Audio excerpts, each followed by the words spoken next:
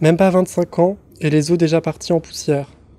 Ostéoporose due à la fois au virus et aux médicaments.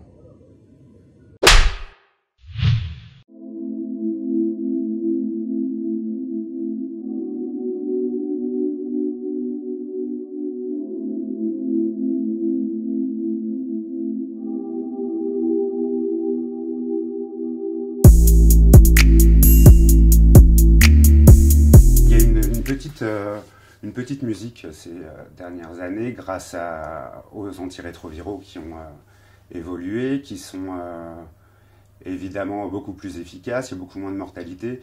Et donc cette petite musique dit que le sida, le VIH-sida est devenu une maladie chronique.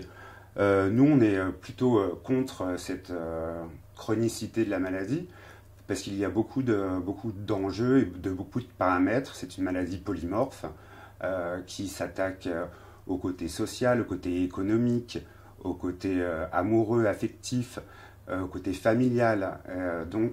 Et ces problématiques ne sont toujours pas résolues, notamment quant à la sérophobie, que ce soit au milieu professionnel, familial, amical, affectif aussi.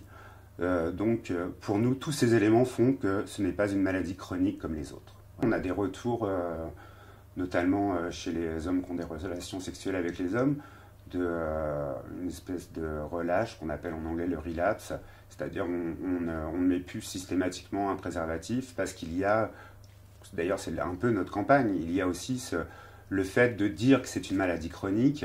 Les gens pensent que c'est une maladie moins grave, qui se soigne, ou en tout cas où on vit avec bien, et donc il est plus nécessaire de se protéger, de prendre les protections qu'on a depuis 40 ans.